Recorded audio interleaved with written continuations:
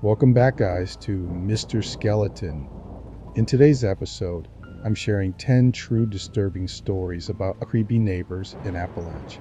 People who moved into mountain towns, only to find their neighbors weren't just unfriendly, but something much darker. But before we begin, please consider subscribing. And don't forget to like and share it with your friends. Let me know where you're watching from. Thank you all. Now let's start. I've been hunting for a place I could actually afford. Somewhere quiet, away from roommates and the nonstop chaos of city living. I was done with shared bathrooms and midnight door-slamming marathons.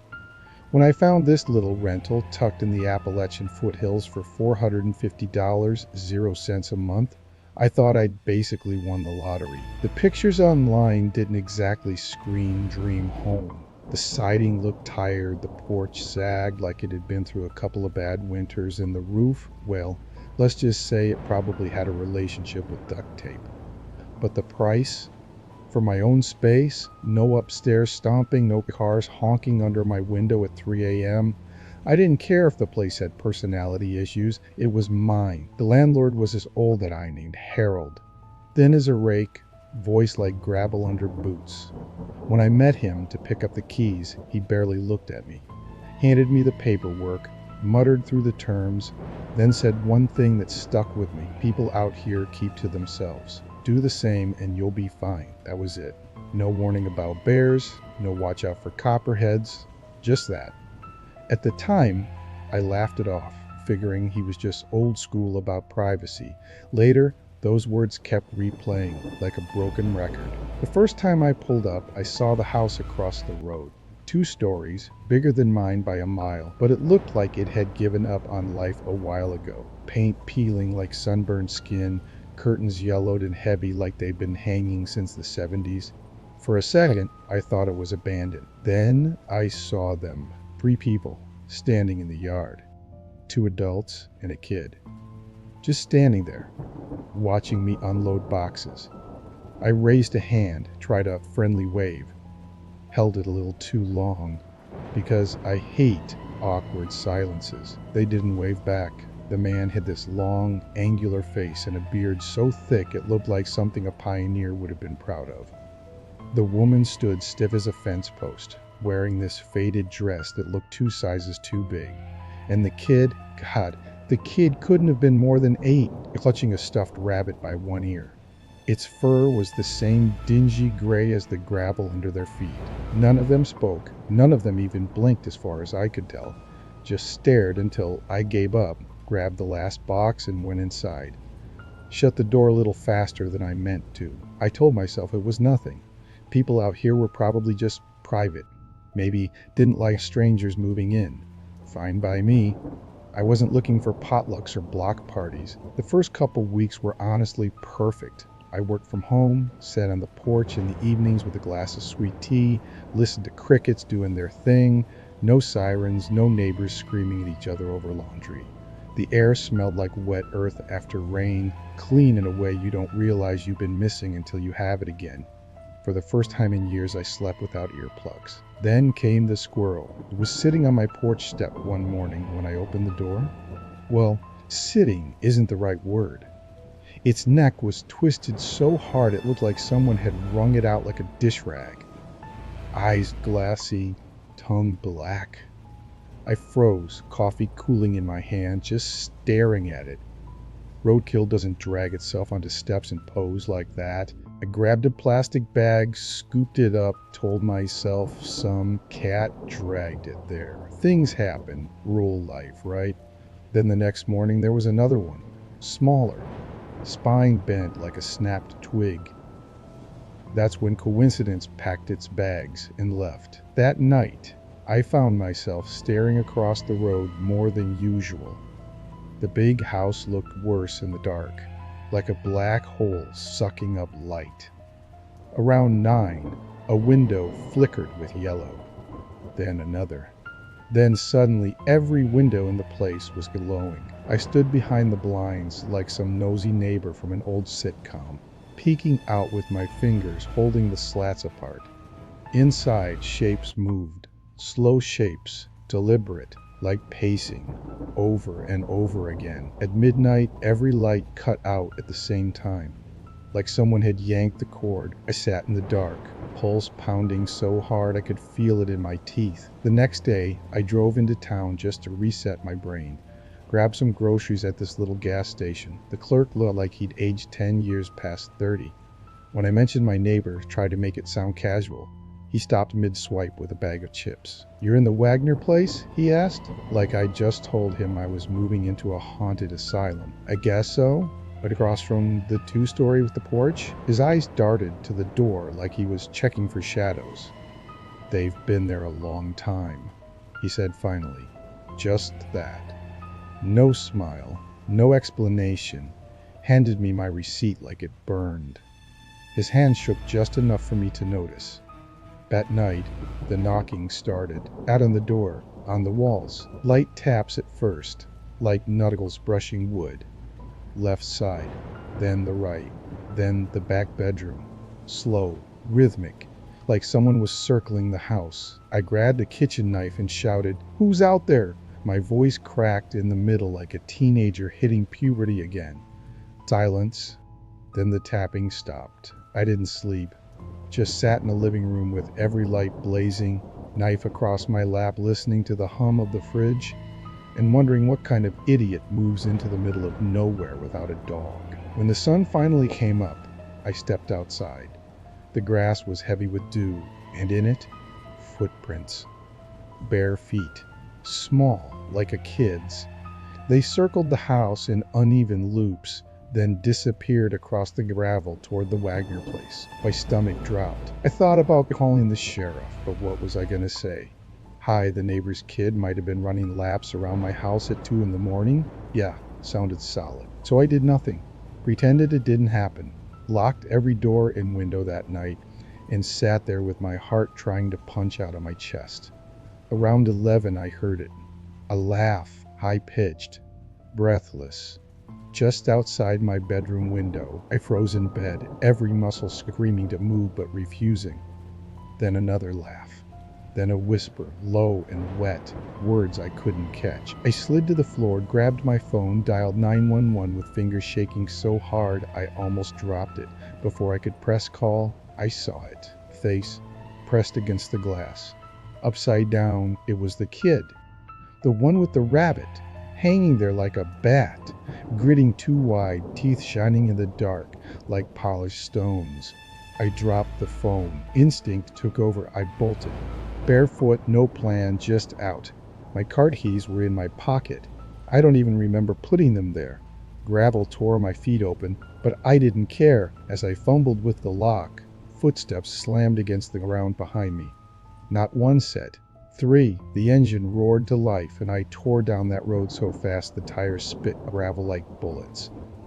I didn't look in the mirror until I hit the highway.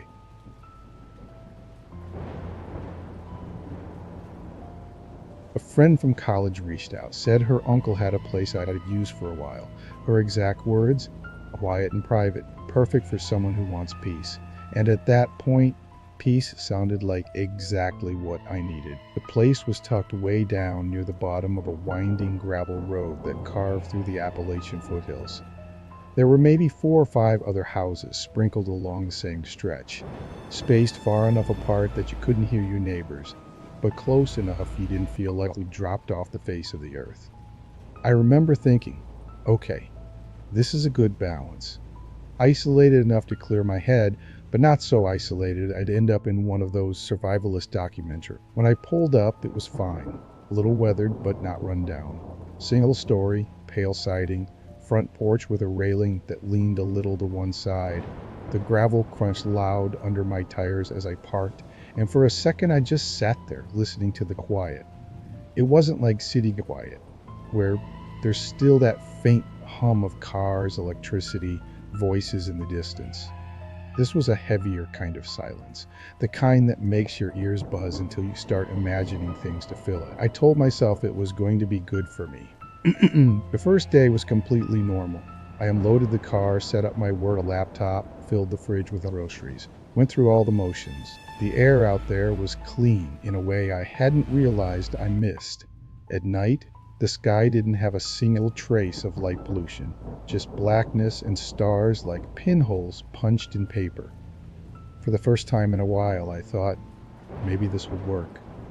Maybe I can breathe out here. The second night, I noticed the neighbors. Two of them, man and woman, standing on the porch across the road. Their house was older than mine, the roof sagging just enough to make you wonder if it leaked. Paint peeling in long strips like curled fingernails. The porch was cluttered with stuff. Old chairs, a bucket, something that looked like animal traps lined up near the steps. They were just standing there. Didn't wave, didn't nod, didn't even smile. Just side by side, still as fence posts, watching me as I carried in the last of my boxes. Their faces were hard to read in the fading light.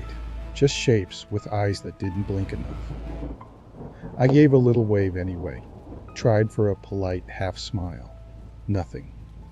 No movement at all. I went inside, locked the door, and told myself they were probably just curious. Small town thing, right?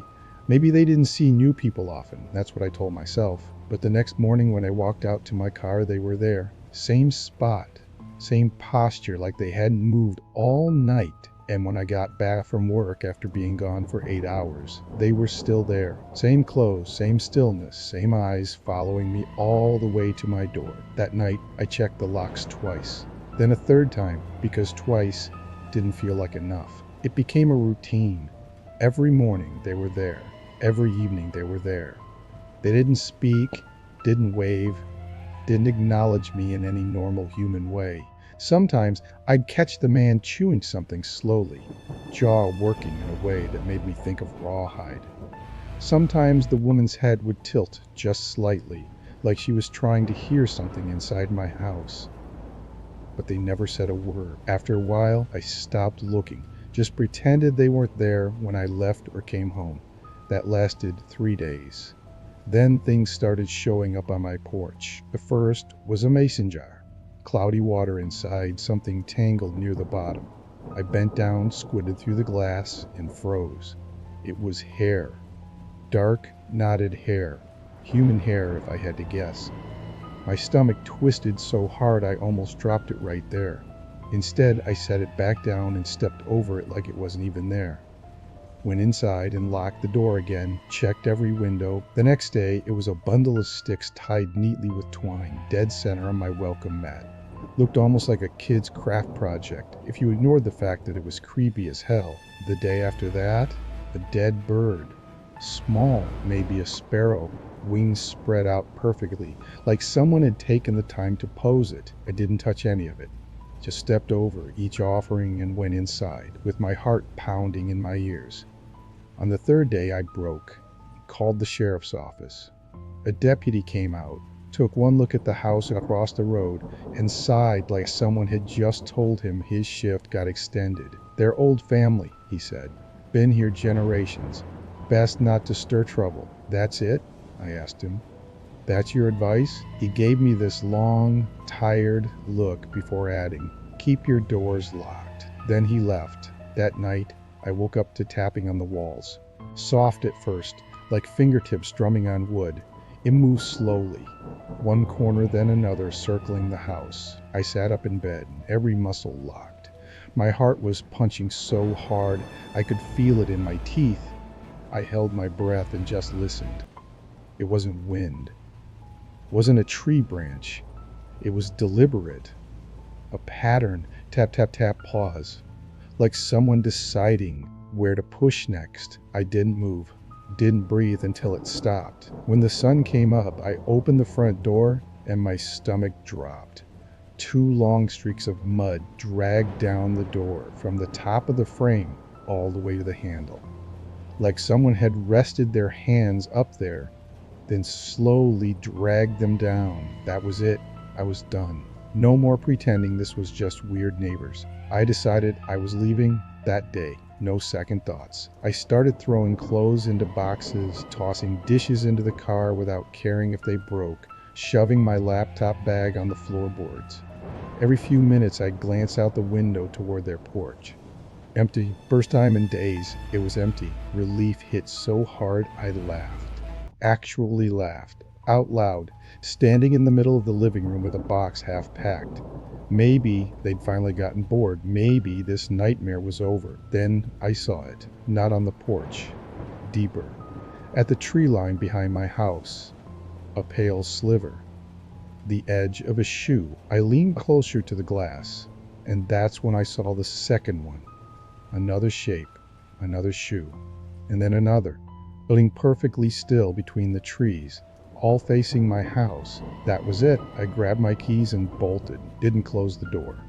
Just sprinted to my car, hands shaking so hard I dropped the keys and tore down the gravel road.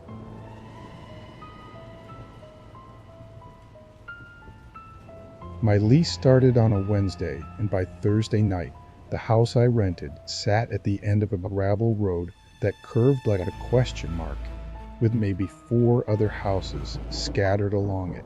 You could catch glimpses of them through the trees if you stood in the right spot, but most of the time it felt like I was the only person out there. The ad promised private and quiet, and it was telling the truth, maybe a little too much truth. The place itself was basic.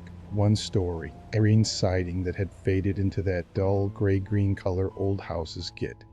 The porch leaned just enough to make you wonder if it had been like that forever, or if today was the day it would finally give up. When I first stepped inside, the air smelled like cedar that had been sitting for years, with a thin layer of dust that stuck to everything.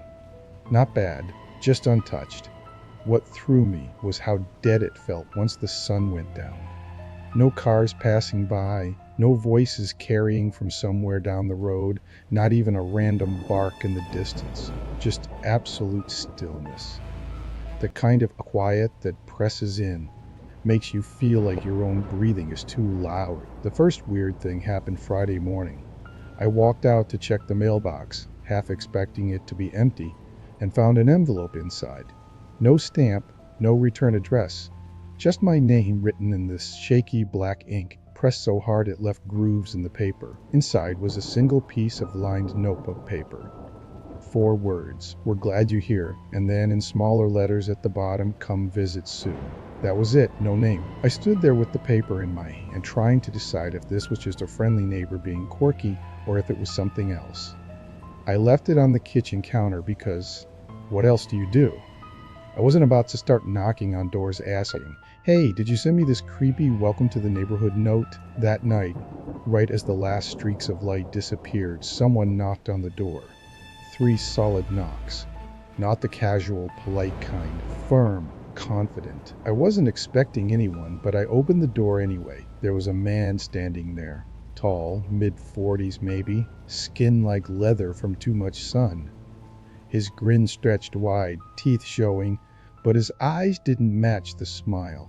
They were dull, flat, like river stones you'd find at the bottom of a creek. "You moved in," he said. "Yeah," I answered, because what else do you say to that? He didn't introduce himself, just stood there staring at me, like he was waiting for me to say something more. "Nice to meet you," I offered, because apparently I'm polite even when every alarm bell in my head is screaming. "You'll meet us all soon," he said. Then he turned around and walked off without another word. I closed the door, locked it, and double-checked the lock, because why not? The next morning, I opened the door and nearly tripped over something sitting on the porch. A pie. Blueberry, by the smell of it. Perfect lattice crust, golden brown, the kind of thing you'd see cooling on a windowsill in some cozy movie. No note this time. I didn't touch it. I left it sitting there like some kind of bait. Later that afternoon I stepped outside just to breathe and noticed her, a woman, standing at the tree line, across the yard. She was just there. Long hair the color of wet bark, wearing a dress that hung loose like it belonged to someone else. She didn't move, didn't wave, just stood, watching the house. I raised a hand and called out a soft, "Hi." She didn't respond. Just turned and walked back into the trees without a sound. By Sunday, I was done. This wasn't the kind of a quiet I wanted. This was the kind that crawls under your skin and whispers you're being watched, even when you've got the curtains drawn. That night, before bed, I checked the porch. The pie was gone. The plate was still there, scrubbed clean, sitting exactly where I left it. Around 2 in the morning, I woke up to a noise. At first, I thought it was part of a dream. Then it came again. A soft thump from the kitchen. Then the sound of a cabinet closing. I froze. My pulse slammed so hard in my ears it drowned everything out for a second. My phone was on the nightstand. I grabbed it and slid out of bed, moving as quietly as I could. The hallway felt twice as long as usual, like it was stretching with every step. The kitchen was at the end, and I could see the faint green glow of the stove clock. Someone was in there, a shape, standing with its back to me, head tilted toward the fridge like it was listening to it hum. Long hair, a pale shirt, bare feet on the linoleum. My throat locked up, I couldn't even swallow. I reached for the light switch and flipped it on. The kitchen was empty. Every cabinet door hung wide open. I backed away so fast I nearly tripped, shut myself in the bedroom and shoved a chair under the doorknob. My hands were shaking so hard I almost dropped the phone, dialing 911. The sheriff showed up 40 minutes later. Checked every corner, every closet, even under the bed. Nothing. He looked at me like he'd already decided what box to put me in, and asked if I'd been drinking. I hadn't. When he left, I didn't even try to sleep. I sat on the bed, chair jammed against the door, phone in my hand, waiting for daylight like it was the only thing keeping me alive. By sunrise, I had a plan. I was done. So I drew the lease. I stuffed what I could in a bag, walked out to the car, and tossed it into the back seat. Then I saw it. Tucked under the windshield wiper was a folded piece of lined notebook paper. Same shaky handwriting as before. We're glad you stayed. Breakfast soon. I didn't go back inside for a single thing. I just got in the car and drove until the mountains were gone from the rear view.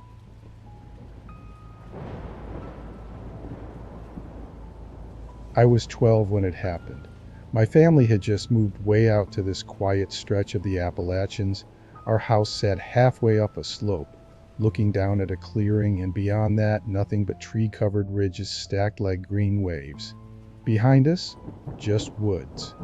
Thick, endless woods that felt like they could swallow you whole. If you got lost out there, no one was finding you. There was no cell signal, no neighbors you could yell to. The nearest store was a good 40 minutes away. Out there, it was just us and the brothers across the road. Their house looked like it had been waiting for someone to notice it for 50 years. White paint flaking off in big curls, a porch sagging under its own weight, and 2 wooden chairs parked out front like guards on duty. I never saw those chairs empty for long. If they weren't outside, it felt like they were inside. Watching. The brothers were older, maybe 40s, maybe older than that, with long gray streaked hair and skin browned from years in the sun. Faces that didn't move much, like they'd forgotten what smiling felt like. People in town didn't seem to know much either. All I ever heard was, they're quiet types, which sounds harmless until that's the only thing anyone can say about someone. The first time I saw them, we were pulling in for the first time, our old station wagon rumbling up the gravel. Windows down, my dad leaning out, giving them a friendly nod like he was auditioning for the part of good neighbor. They didn't nod back, they didn't wave, they just watched the car all the way down the road like they were counting the seconds until we stopped moving. I told myself they were just curious. New people stood out here. Once the move was over, life slowed down to a crawl. My parents were busy with the house, patching leaks, repainting walls, fixing what the realtor promised were little things. Meanwhile, I had nothing but time. No internet. Barely any TV. Half the channels fuzzed out like they were broadcasting from Mars. So I started exploring. The woods became my thing. I'd head out after breakfast, wander past the yard until the trees closed in overhead, and just walk. There was something about it. Quiet, still, like being in another world. After a few days, I found a hollow between 3 big oaks. The ground dipped there, almost like a little bowl, and fallen branches were everywhere. It felt like a secret. So I started stacking them into walls, building myself a hideout. Not a fort, really, just somewhere I could sit and feel like the outside world didn't exist.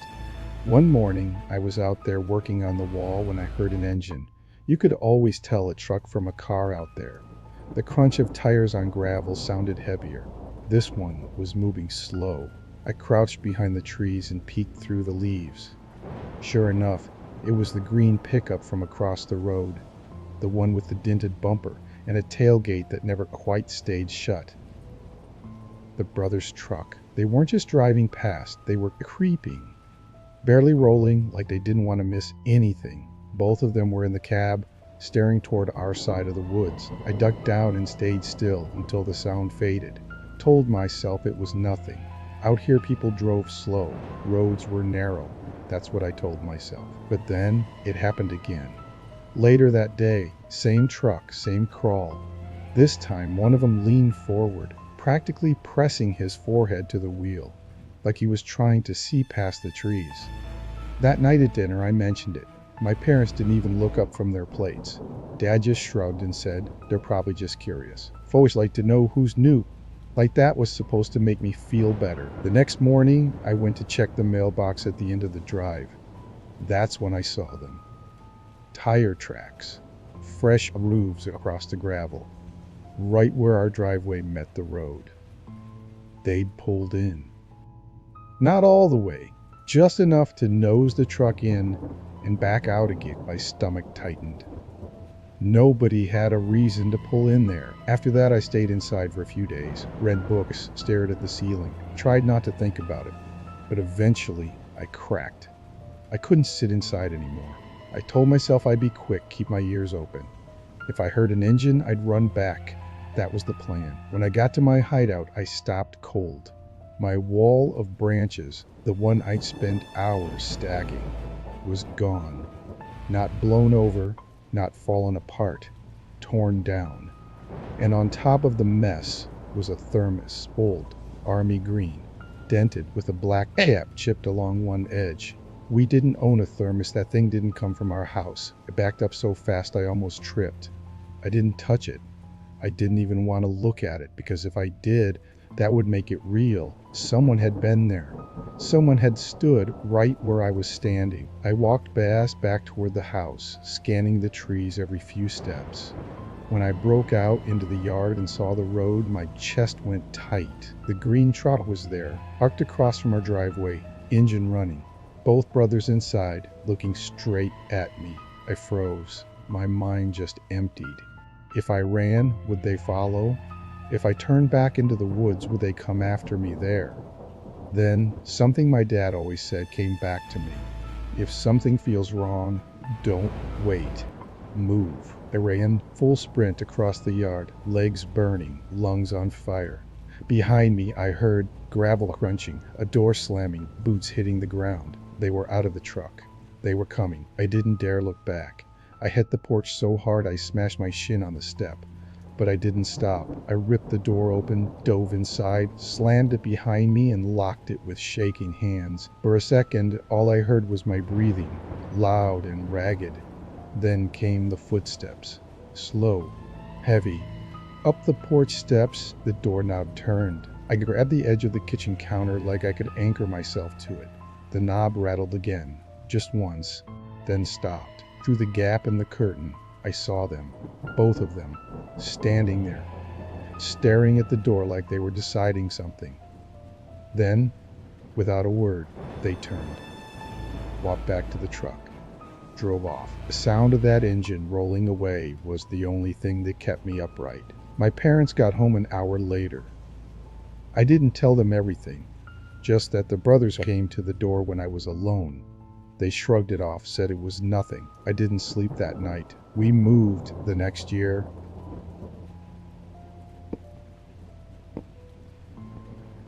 I was 31 when it happened. After the divorce, I wanted nothing to do with people, so I found this listing online for a small rental house in a hollow out in West Virginia.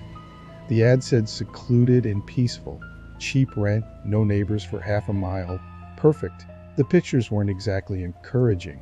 The house looked like it had survived a war.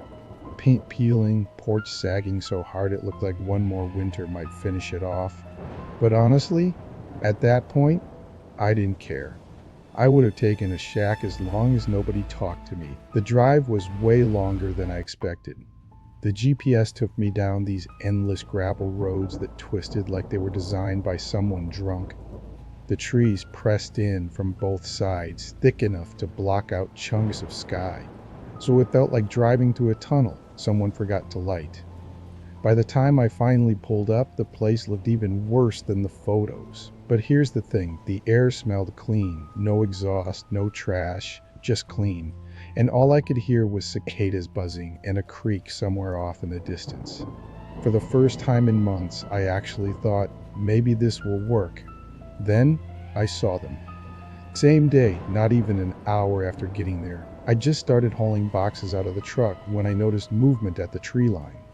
3 people, just standing there, watching me. There was an older man, tall, wiry, with a beard that hung to his chest like a length of gray rope, and 2 women. Both were thin in this fragile, breakable way, hair hanging down in jagged strands, like it had been hacked at with dull scissors. They stood in a straight line, perfectly still. Too far for me to see their eyes, but I swear, I felt them. Like heat on the back of my neck. So like an idiot, I tried to be friendly, raised a hand and called out, "Howdy!" My voice bounced off the hills like I'd shouted into a canyon. They didn't wave back, didn't move, just stood there long enough to make my skin itch, and then, without a word, all 3 turned at the same time and disappeared into the trees. I told myself, okay, weird, but people out here probably like their privacy. That's the whole point of living this far out, right? First week was quiet. Peaceful, even. I set up a little office in the front room for remote work, stocked up on groceries from the nearest town, about a 30-minute drive, and settled in. Sometimes I'd hear a dog barking way off, or the crack of a rifle echoing from the ridge above me, but mostly just wind sliding through the trees. Then the gifts started showing up. The first one wasn't scary, just odd. A little bundle of herbs tied with twine, sitting on the porch rail like someone had left it as a welcome gift. Smelled like mint and something else I couldn't place. I figured it was some Appalachian neighborly gesture and tossed it on the porch table. Next day, there was a dead bird on the steps. Neck snapped clean, feathers smoothed like someone had spent time arranging it. That stopped me. I stood there way too long, trying to convince myself some animal had done it, even though the whole thing looked deliberate. The day after that, I found a mason jar, cloudy water inside, and what looked like teeth floating in it. Teeth. Human teeth. That night, I dragged a chair across the floor and wedged it under the doorknob before bed. Felt ridiculous, but the silence in that house didn't feel peaceful anymore. It felt like it was listening. 2 days later, I was coming back from town, right before sunset, when I saw them again, standing dead center in the gravel road, like they'd been waiting. I slowed way down, rolled the window down a crack, and forced a smile. "Y'all okay?" The old man stepped forward, boots crunching. His face looked carved out of oak. Deep grooves weathered skin, but his eyes didn't match. They were sharp, alive in a way that didn't fit the rest of him. "We've been waiting for you," he said. I laughed because what else do you do when someone says something like that? "For me?" He didn't laugh, didn't blink, just repeated it, same tone. "We've been waiting for you." The women behind him never moved, not a twitch. I rolled the window up and drove the last half mile with my heart slamming against my ribs. That night, I didn't sleep. Next morning, I found muddy footprints on the porch. Bare feet. Small, like a kid's. Except I hadn't seen any kids out here. I called the sheriff. He showed up in this dusty white SUV, took a slow walk around the property and shrugged. "Prints might be old," he said. When I told him about the jars and the bird, he just stared for a second and said, "Folks out here can be different. Keep your doors locked." Then he left. 2 nights later, something woke me up. A soft tapping against the siding, slow and steady, like someone drumming fingers. I slid out of bed and crept to the window, every hair on my body standing up. Pulled the curtain back. Nothing outside. But when I looked past the yard, down where the tree started, I saw them, all three, standing side by side, facing the house. I didn't sleep after that. By morning, I was done. Didn't care about the lease, didn't care about losing the deposit. I just wanted out, pack fast.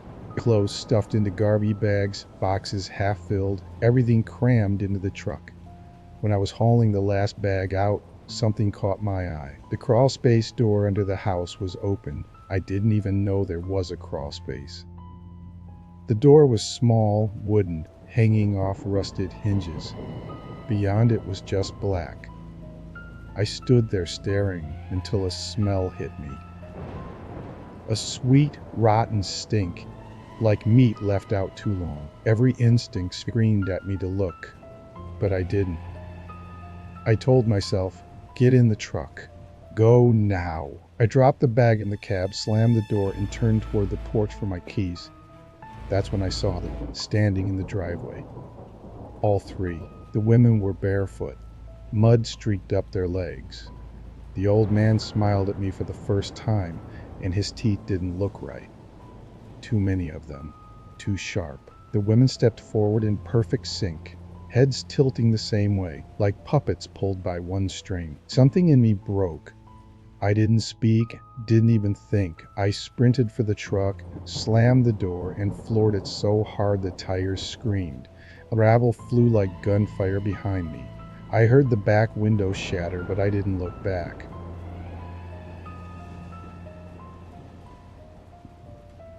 This little patch of Appalachia seemed like the last place in the world anyone would come looking for me. The cabin wasn't much. 2 rooms, floors that moaned like they had secrets, wallpaper curling at the corners like it wanted to peel away and run. But it was mine. No landlord, no upstairs neighbors stomping around at 3 in the morning, no traffic screaming past my windows, just me and the trees. Out here, no one asked questions. People kept to themselves. At least, that's what I thought. The road to the cabin wound like a lazy snake. There were only 2 other houses on it. One sat down the hill, sagging into its porch like it had given up a long time ago, surrounded by a graveyard of rusting farm tools. The other was farther up the ridge, hidden behind a wall of pines so thick you couldn't even see the roofline. Before I'd even unpacked a single box, the folks from downhill showed up. They called themselves Earl and Della, both gray-haired, both dressed in clothes that looked like they'd been sewn by hand 50 years ago. Earl barely spoke, just nodded now and then, chewing on an unlit cigarette like it was keeping him alive. Della did all the talking, and her voice, it was sweet, too sweet, syrupy in a way that stuck in your throat. "Not many new faces out here," she said, and handed me a mason jar. Inside was something dark, thick, almost black. Home jam, our own recipe, good for the blood. I smiled, thanked her, even though the thought of tasting whatever was in that jar made my stomach twist. And the way she smiled back, it didn't reach her eyes. Too wide, too practiced, like she'd learned it out of a book. The whole time she stood there, her gaze kept flicking past me, trying to get a look inside the cabin. "Don't be shy about stopping by," she added before they left. Earl just stared at me for a second too long, then turned without a word. That night, I was stacking boxes when I heard it. 3 sharp knocks on the front door. I froze. When I opened it, there was nothing. Just the dirt road stretching into black. No wind, no crickets, not even the distant hum of a car. Just silence so deep it felt like it had weight. I told myself it was nothing. Maybe Earl had something to say and lost his nerve. Maybe some kid playing a prank, though God knows where a kid would have come from out here. The next few days, I barely saw them. Once, Della was on her porch when I drove by. She waved, no smile this time, then went back inside. That's when the little thing started. A chair on my porch shifted 6 inches to the left. My leaning mailbox, perfectly straight the next morning, like someone had dug it up and replanted it while I slept. The gate to my shed swinging open one day, even though I knew I'd latched it. Then came the footprints. I was out back stacking firewood when I saw them. bare feet pressed deep into the mud, long toes, high arches. They led from the tree line straight to my back window and stopped there. I called down to Earl and Della's house, but no answer. A few hours later, I saw Earl in his yard, just standing there, staring up at my place like he was waiting for something. That night was the first time I locked the doors. The second night, I woke up to my porch light flickering. Just a little stutter at first, then off and off, like it couldn't make up its mind. I stayed still in bed, listening. The boards out there creaked once, then again. Softer, like someone was putting weight down, slow, trying not to be heard. I eased up and peeked through the curtain. There was a shape moving across the yard. Tall, too tall, arms hanging low like they didn't quite fit the body. Whoever it was didn't rush. They walked slow, deliberate, like they belonged there. I didn't sleep after that. In the morning, I drove straight down to Earl and Della's. I was ready to ask what the hell they were doing creeping around my place. Their front door was wide open. I knocked, waited, nothing. So I stepped inside. The smell hit me first. Wet soil, sharp and earthy like something freshly dug. Every window was covered with thick quilts, so the whole place was dim. The walls were lined with shelves. Dozens of mason jars sat there, rows and rows, each filled with that same dark sludge they'd given me. "Morning, Rowan." The voice came from behind me. I turned, and there was Della in the doorway. Her arms were dripping water. Red marks circled both wrists, raw like rope burns. "You sleep good last night?" she asked, smiling so wide her cheeks trembled. I muttered something about checking in and left so fast I nearly tripped down the steps. My hands were shaking so bad I could barely get the key in the ignition. When I got home, there was a jar sitting on my porch. No note, the lid smeared with something thick and dark that wasn't jam. That night, I didn't turn on a single light. Sat in the dark with a kitchen knife clutched so tight, my knuckles ached. Around midnight, it started, a low hum. Deep and steady, rolling in from the trees, then chanting. Slow, rhythmic. Words I'd never heard before. I crawled to the window and peeked out. They were there, not just Earl and Della. More of them. 6, maybe 7 figures circling my house, each one holding a jar that glowed faint green from inside. Their heads bent low, mouths moving in unison. I couldn't breathe, couldn't even swallow. They circled for what felt like hours. Then Earl broke away, walked right up to my porch, set his jar next to the first one, lips still moving. Then, like someone gave a signal, they all turned and slipped back into the woods. I didn't sleep. At dawn, I stuffed clothes into a duffel and threw it in the truck.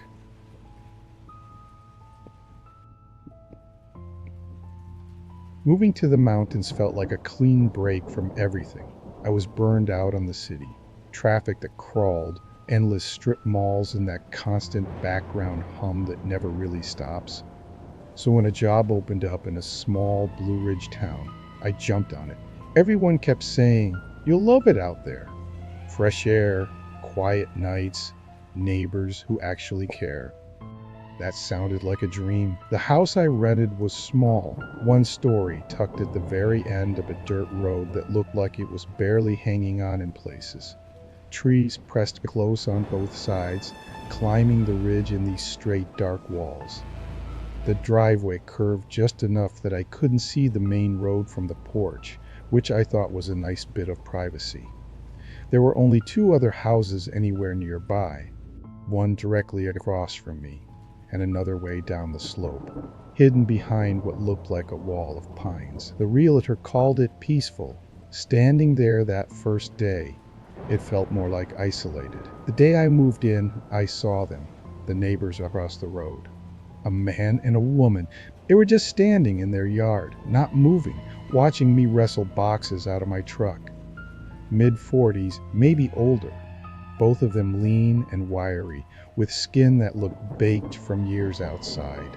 Even from a distance, I could feel the weight of their eyes. I did the polite thing, raised a hand, smiled, even gave a little wave.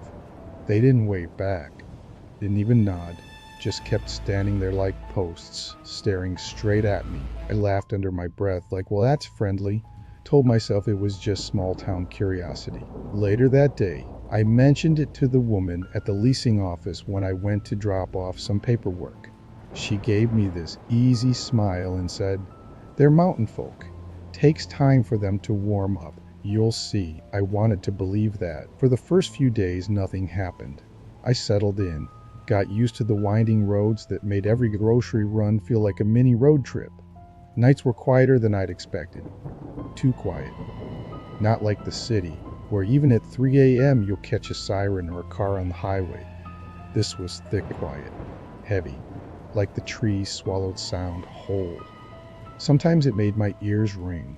The second time I saw them was at night. I was in the kitchen, rinsing dishes, when two beams of light swept across the yard. I turned off the faucet and froze, staring through the window. The lights moved slow, cutting across the porch, the gravel drive up to the steps by the door. At first I figured hunters had wandered too close. Then I saw their shapes. The man and the woman, same neighbors, each holding a flashlight, moving real slow, sweeping the beams like they were cataloging something. I stepped out onto the porch, heart kicking hard enough to feel it in my throat.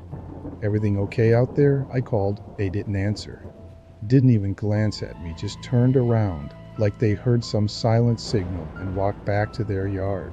Lights bouncing against the dark as they disappeared behind their porch rail. That night, I locked the door for the first time. The next morning, there was something on my porch. A mason jar, dead center on the welcome mat, like it had been placed just so. The glass was fogged, water inside, cloudy. Something floated in it. At first, I thought it was a plant bulb, pale and swollen. Then I saw the veins. It was a heart.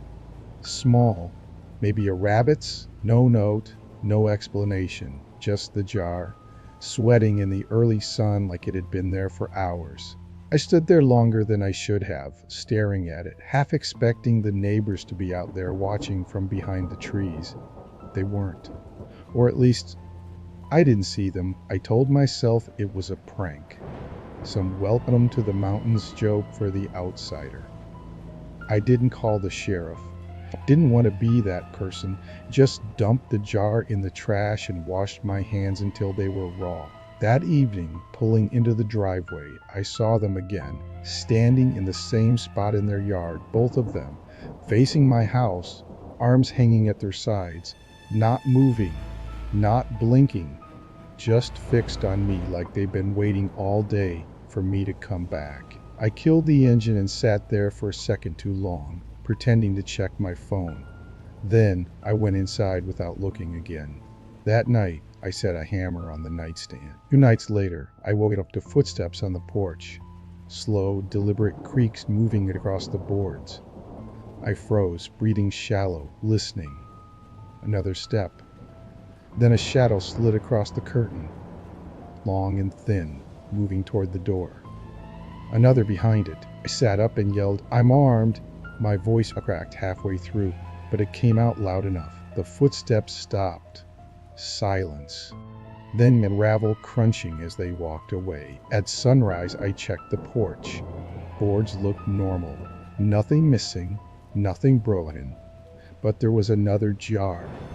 Same kind, same cloudy water. But this time, the water was red. That was the moment I stopped pretending this was a joke. I called the sheriff. He showed up an hour later in a mud-smeared SUV, stepped out, and gave the jar this long look, like it wasn't the first one he'd seen. I told him about the flashlights, the staring, the footsteps. He didn't write a single thing down, just squinted at the tree line like the answer was hiding out there. Finally, he said, "Don't confront them, don't talk to them, and don't go outside after dark." Then he got back in his SUV and drove away. No patrol, no follow-up, just that warning. That night, I sat in the dark with every light off, hammer in one hand, dead phone in the other. Midnight came and went. Then came the sounds, branches snapping out in the woods. Not random, measured, moving in a slow circle around the house. Then whispers, too low to catch, but they were there, threading through the quiet. My grip on the hammer got so tight my knuckles burned. Then came the knock. One single knock on the door. Not hard, not frantic, just soft, like they were testing it. I didn't move, didn't breathe. Another knock, louder this time. Then a voice, low and slow, curling through the dark. Come out. I froze. The voice again, much closer now. Come out. I could hear the boards groaning under their weight as they shifted. Then the sound of something dragging across the porch. This slow scrape that made the hair on my neck stand up. I pictured another jar, bigger this time. And then, silence. No footsteps leaving, no engine starting, just quiet, heavy and endless.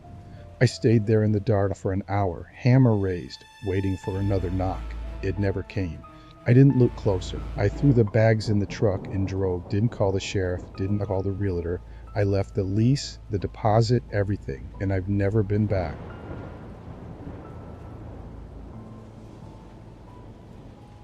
I was 15 when it happened. We just moved to this tiny town buried deep in the Appalachian Mountains. People said everyone knew everyone here, but that wasn't really true. They'd nod at you in the grocery store and then go back to pretending you didn't exist. Our house was an old white farmhouse sitting on a sloped hill. Trees crowded in on three sides, and the road down below curled away like a coiled snake, disappearing both ways. From the front windows, you couldn't see where it led, which made headlights crawling up our driveway look like they were coming straight out of the earth. The first time I saw that, I told my mom it gave me the creeps. She just laughed and said, "That's Appalachia for you." Folks like their privacy. She wasn't wrong about that.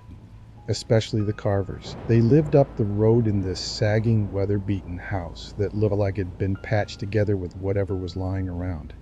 The first time I saw them, they were both sitting on the porch. Thin, gray-haired, faces drawn tight. I waved because, I was trying to be polite. They didn't wave back. Didn't smile. Didn't even blink. Just stared. After that, it became a pattern. Every time we drove past, one or both of them would be on that porch, watching. My dad called it mountain manners, his way of saying, don't ask questions you're not ready for the answers to. So I didn't, for a while. Early March was when things started to get weird. My parents had to drive downstate for the weekend. Some property paperwork from my aunt, I think. I didn't feel like sitting in a car for 6 hours, so they let me stay home. They left Friday afternoon, and by the time night rolled in, I had the whole house to myself. I spent most of the night sprawled on the couch with my phone. TikTok, YouTube, whatever random videos popped up. The only lights on were the corner lamp and the glow from my screen. I remember thinking how quiet it was. No cars, no neighbors, just the occasional tick from the old clock on the wall. Then sometime after midnight, headlights swept across the living room. For a second, the whole wall flashed bright, then dark again. At first I thought it was just a car taking the bend too fast. But the angle was wrong. Those lights didn't pass, they climbed. Of our driveway, and nobody comes up our driveway by accident. It's a steep, narrow climb, and it dead ends right at our garage. If you drive up there, you're coming for us. I froze, waited for the sound of a door slam, or maybe the engine backing out. Nothing. The light didn't come back. After a full minute, I crept to the window and pulled the curtain just enough to peek. The Carver's truck, parked at the edge of the gravel, lights off, engine dead. No one in sight. My stomach sank. I told myself maybe they broke down. Maybe they needed help. But if that was true, why turn the engine off? Why not knock right away? I stood there way too long, staring at that empty truck, waiting for something, anything, to move. Nothing did. Finally, I let the curtain fall and backed away. Heart pounding like I'd just sprinted a mile. I didn't want to call my parents and sound like I was losing it, so I did what any dumb teenager does when things feel off. I sat back on the couch and told myself everything was fine. It wasn't. The first knock almost didn't sound real. 3 of them, slow, dull. Against the front door, I froze so hard I swear even my heartbeat stopped. My phone was still in my hand, but I didn't move, didn't breathe, just listened. The knocks came again, louder this time, hard enough that the picture frame on the wall gave a little rattle. Then silence. I started to think maybe they'd left. Then I heard it, the metallic sound of the doorknob turning. Click, click, twisting back and forth like someone was testing it. My throat locked up. I wanted to scream, but all I could do was stand there, holding my breath so tight my chest ached. When the knob stopped moving, I ran straight for the back door, thinking I had cut through the woods and hit the road.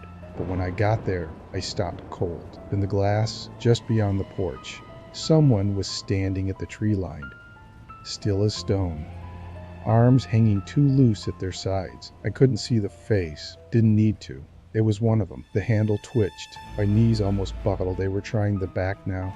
I bolted for the stairs, gripping the railing so hard it burned my palms. Every creak of the steps sounded like a gunshot. In my room, I slammed the door and pressed my back to it, heart hammering so loud I thought it would give me away. Then I looked out the window. The porch was empty, but out by the truck, there they were, both of them now, standing side by side, faces tilted up toward me. We stared at each other for what felt like forever. Then, in perfect sync, they turned and walked toward the woods. I wanted to believe it was over. I really did. Then the lights went out. Not just the lamp. Everything. Hall light, kitchen light, even the soft glow from the digital clock by my bed. Gone. The silence that followed was worse than the knocking. Thick, heavy, like the whole house was holding its breath, waiting for something to happen. I didn't think.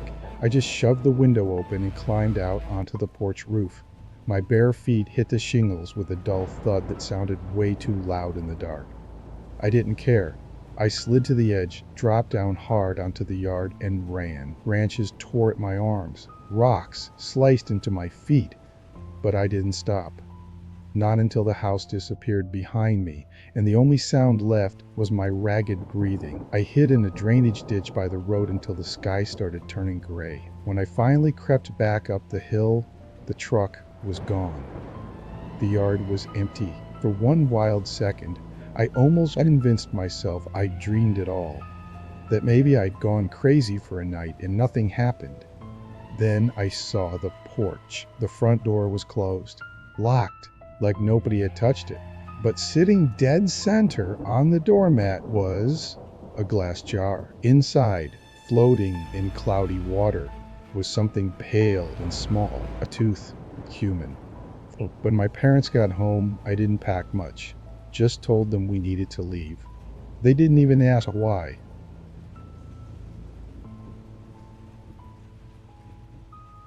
I was 15 when it happened. My dad got this big idea that we all needed to unplug, his word, not mine. No screens, no distractions, just family time in nature. So he rented this cabin up in the Appalachians for a long weekend. No Wi-Fi, no TV, no cell service. At the time, it sounded like torture. 4 days stuck in the woods with my family, hard pass. But my dad made it sound like this epic adventure, so we packed up and hit the road. The drive was brutal, hours of winding roads that curled so tight they could strangle you. My stomach turned inside out, and after the third curve, I gave up trying to look out the window. At one point, I begged for Dramamine. Didn't help much. By the time we finally pulled up to the cabin, the sun was practically gone, and the air felt colder than it had any right to in early fall. The second we opened the car doors, that chill sank straight into my bones like ice water. The cabin was smaller than I'd pictured. 2 bedrooms, 1 bathroom, and a kitchen so cramped you had to open the fridge and hit the stove at the same time. There was a wood stove in the corner and a rickety table that looked like it had hosted decades of bad card games. Everything looked clean but worn, like the kind of place no one really stays in anymore, except when every other option is booked. While my dad wrestled with the lock, I wandered to the edge of the porch and scanned the woods. That's when I noticed it. Through the trees, just barely, this faint glow. At first I thought it was a trick of the light, then it blinked on again. Steady, like a porch light. The trees were dense, so I couldn't see much, but it was definitely from a house, or maybe another cabin like ours. I pointed it out to my mom. Well, at least we're not completely alone, she said, all cheerful, like that was supposed to be comforting. Honestly, it made me feel worse. That first night, my parents got a fire going in the wood stove, and my little brother passed out on the couch, like someone unplugged him. I sat in the corner with a book, pretending to read, but really just listening. Every creak of the floor made me glance up. Every gust of wind against the walls made me tense.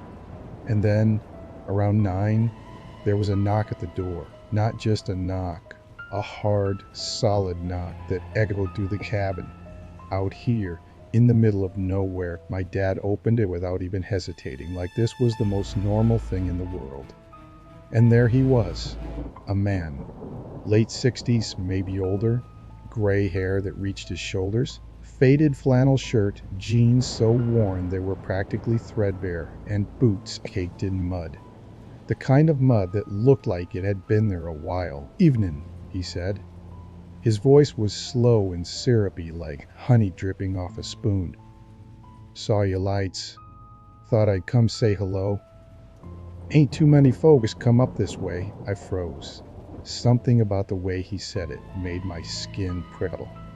But my dad just smiled and stepped aside like he was welcoming an old friend. I wanted to yell, "Don't let him in," but the words stayed stuck in my throat. He introduced himself as Earl.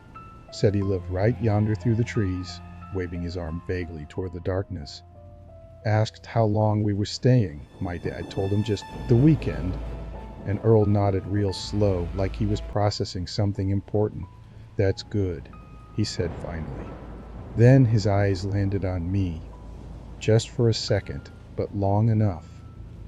Some folks stay longer than they ought to. My mom, trying to be polite, offered him coffee. He shook his head. Said he didn't drink anything he couldn't see through. He grinned when he said it, but his eyes stayed flat. Dead. He didn't sit down. Just stood there with his hands shoved deep in his pockets, eyes moving around the room like he was memorizing it. Then, real casual, he said, "You got young'uns." My dad laughed, this awkward little chuckle. "Just these two," he said, gesturing toward me and my brother. Earl nodded again, slow and deliberate.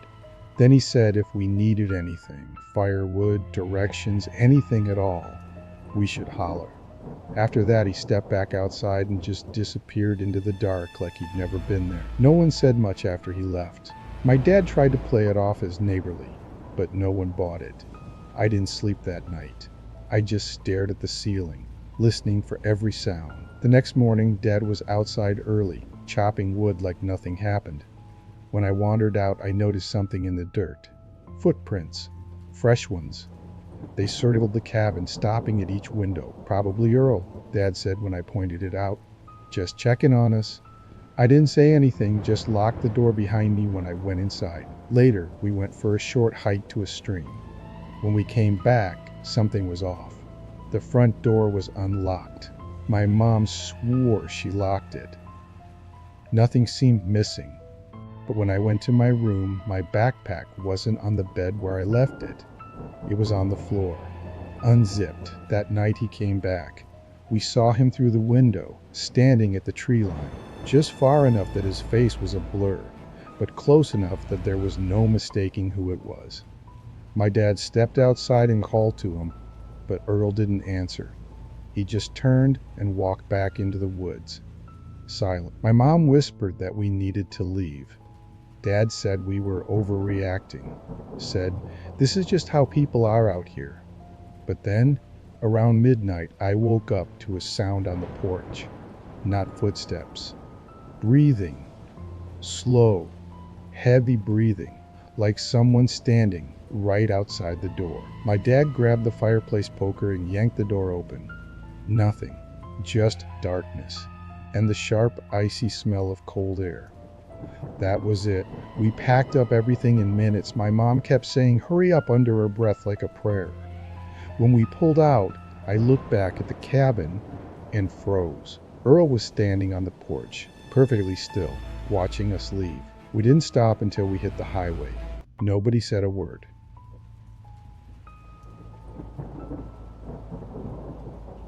I was 12 when it happened. My parents had just moved us to this hollow deep in the Appalachian Mountains.